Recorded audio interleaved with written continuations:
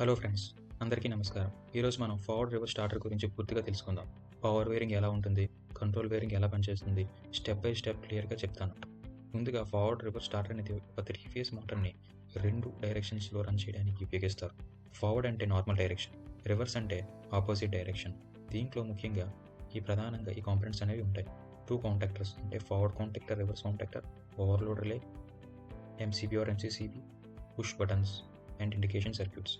Forward contactor మోటార్ని normal డైరెక్షన్లో run చేస్తుంది. రివర్స్ కాంటాక్టర్ ఫేజెస్ని మార్చి మోటార్ని డైరెక్షన్ రివర్స్ చేస్తుంది. నెక్స్ట్ వచ్చేసి పవర్ వైరింగ్ ఎక్స్ప్లెనేషన్ గురించి తెలుసుకుందాం.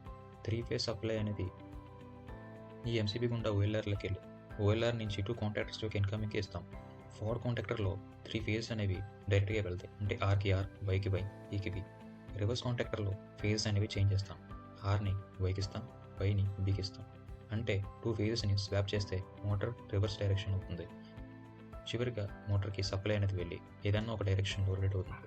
ఫార్వర్డ్ కాంటాక్టర్ అనేది స్టార్ట్ అయితే ఫార్వర్డ్ డైరెక్షన్లో, రివర్స్ కాంటాక్టర్ అనేది ఆన్ అయితే రివర్స్ డైరెక్షన్లో రొటేట్ అవుతుంది. నెక్స్ట్ వచ్చేసి కంట్రోల్ వైరింగ్ ఎక్స్ప్లెనేషన్ గురించి తెలుసుకుందామండి. ముందుగా ఎంసీబీ వాడతాం. ఎంసీబీ అనేది ఈ కంట్రోల్ వైరింగ్ని ఐసోలేషన్ చేయడానికి ఈ ఎంసీబీ అనేది వాడతాం. నెక్స్ట్ వచ్చేసి ఈ యొక్క ఓఎల్ఆర్ ఎన్సీని సిరీస్లో పెడుతున్నాం. ఎప్పుడైనా సరే ఈ మోటార్ అనేది ఓవర్లోడ్ రన్ అయితే ఈ ఓఎల్ఆర్ అనేది యాక్ట్ అయ్యి ఈ ఓఎల్ఆర్తో అసోసియేట్ అయ్యి ఉన్న ఎన్సీ కాంటాక్ట్ అనేది బ్రేక్ అయ్యి సర్క్యూట్ని ఆఫ్ చేస్తుంది. Next emergency push button. ఎప్పుడైనా సరే ఈ మోటార్ని స్టార్ట్ చేసినప్పుడు స్టాప్ చేయాలంటే ఈ ఎమర్జెన్సీ పుష్ బటన్ అనేది వాడతాం. నెక్స్ట్ వచ్చేసి ఇప్పుడు ఇంటర్లాకింగ్ అనేది చాలా ఇంపార్టెంట్. ఫార్వర్డ్ కాంటాక్టర్ యొక్క ఎన్సీని రివర్స్ కాంటాక్టర్ యొక్క కాయిల్కి సిరీస్లో పెడతాం. అలాగే రివర్స్ కాంటాక్టర్ యొక్క ఎన్సీని ఫార్వర్డ్ కాంటాక్టర్ యొక్క కాయిల్కి సిరీస్లో పెడతాం. దీనివల్ల 2 కాంటాక్టర్స్ కూడా ఒకేసారి ఆన్ కావు. అలాగే ప్రతి కాంటాక్టర్కి సెల్ఫ్ హోల్డింగ్ ఉంటుంది. స్టార్ట్ బటన్ వదిలినా సరే ఈ కాంటాక్టర్ ఆన్లోనే ఉంటుంది. ఈ యొక్క ఇంటర్లాకింగ్ సర్క్యూట్ గురించి, హోల్డింగ్ సర్క్యూట్ గురించి నేను ఆల్రెడీ యూట్యూబ్ షార్ట్స్ చేశాను. మీరు కావాలంటే షార్ట్స్ సెక్షన్లో చూడొచ్చు.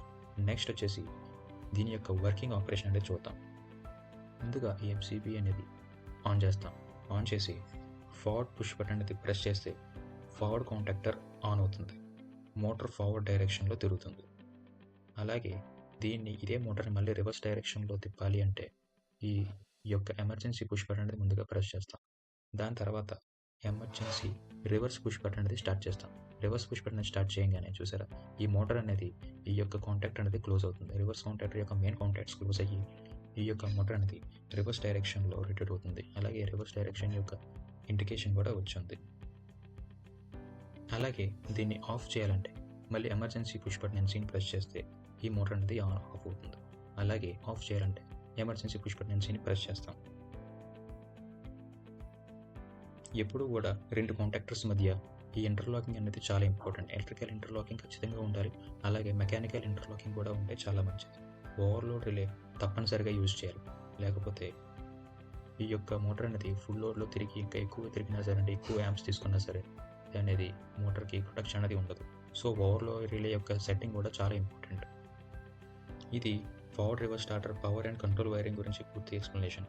మీకు ఈ వీడియో నచ్చితే లైక్ చేయండి, ఛానల్ని సబ్స్క్రైబ్ చేయండి, షేర్ చేయండి. ఇంకా ఎలక్ట్రికల్ కాన్సెప్ట్స్ కోసం మా ఛానల్కి ఫాలో అవ్వండి.